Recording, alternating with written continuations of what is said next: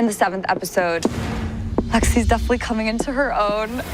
Through the play and her relationship with Fezco, she's sort of developing more of a voice. You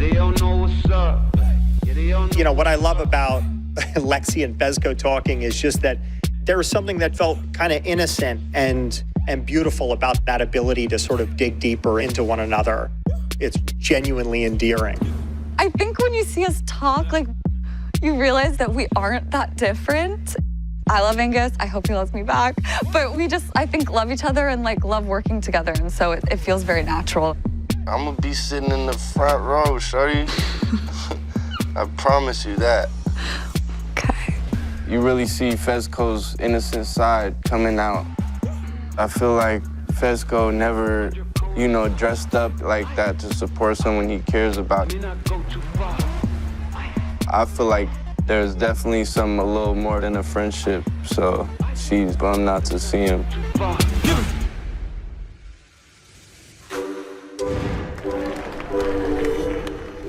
Lexi, as a character, is someone who's often felt outside of the world. She's trying to figure out how to kind of emotionally make sense of the fact that she's never in the middle of something. She's always sort of witnessing something. And so she does that through putting on this play, which may or may not ruffle some feathers. The whole season, she's like, is Cassie gonna think this is cruel? Like, I don't mean it to be, but I think Lexi kind of does. Like, maybe in her head, she's kind of like, you know what, like, Cassie kind of deserves it. I need you to pull it way back. You're too broad. It's not funny. God, are you crying? When I was in high school, I was a producer of our like senior sketch show, and I was awful, like a tyrant. We were talking about that and how that could be funny for Lexi. Like, she doesn't care about making people angry. Like, she's got to do what she's got to do. Mick, you're a blind 3-year-old could do a better job than you.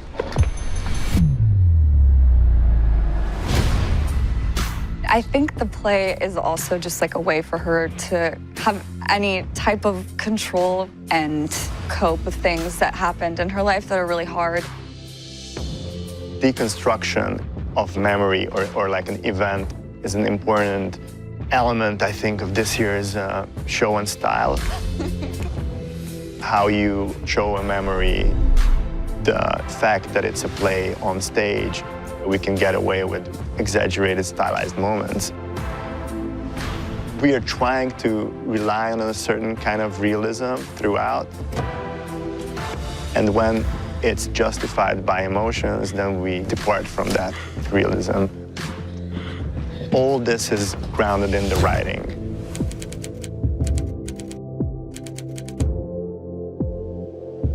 With the feelings and emotions that it conjures up for the characters themselves.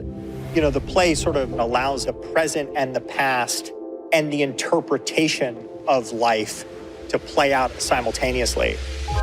It's pretty cool to see like the same memories that we saw with Cassie and her character in season 1, but how Lexi saw them.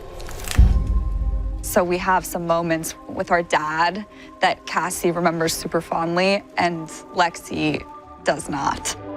I also kind of always think of this episode as not just Lexi's play, but the subjective experience of all the characters who are watching her play and what they see in it. Like, I'm never quite sure if this is exactly what Lexi's putting on or if it's their interpretation of it.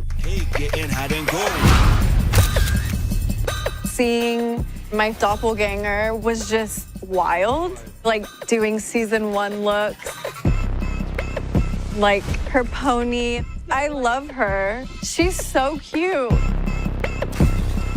The play was incredible.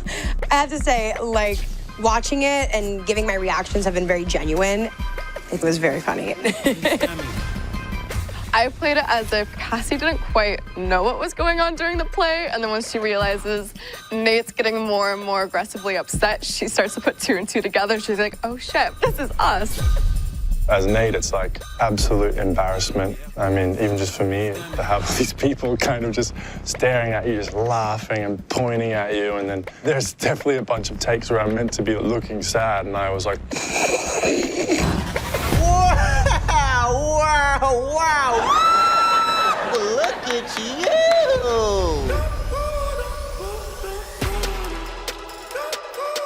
It was a lot of fun, like playing different characters that have already been on the show and having my big version of them.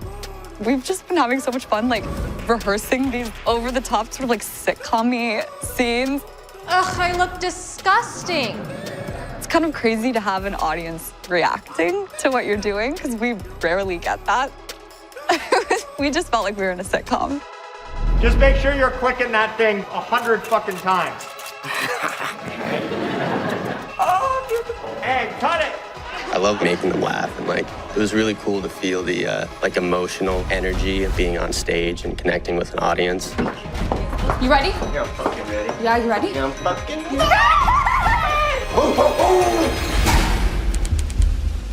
Come on, let's put some iron, boys.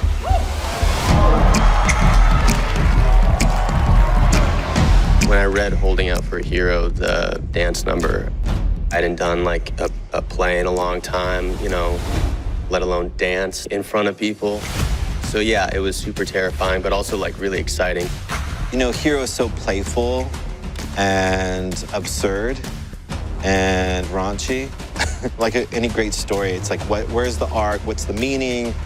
You know, in rehearsal, we try to make it like a scene where we, you know, direct the narrative, and maybe this is your character, you're a mad scientist, and you're like conjuring up this big cock to come down, and like, he's like, oh yeah, I got that. It was great. I mean, I really love Ryan Heffington, our choreographer. I really love that guy. That dance is super sexual, and like, it's a lot of running around and physicality. Yeah, I mean, it's just fun. The music tells me a lot. You know, there's like this kind of drum, kind of machine gun. I was like, of course he's gonna jizz all over everyone during that part because that's what it sounds like. Also these ahs, and it's like so religious, it sounds like a chorus, and of course that's when, you know, this punching bag penis comes down. Towards the end, the big shablam is, you know, this big cum shot of confetti, and it told me what it wanted to be, I guess. It might make people feel uncomfortable a little bit, but I'm fine with that. I don't know if I've loved a piece this much in a long time. All the credit in the world goes to Ryan and Austin, who just really jumped into it with 100% of his soul. All I had to do in that situation was just film it and not miss a beat.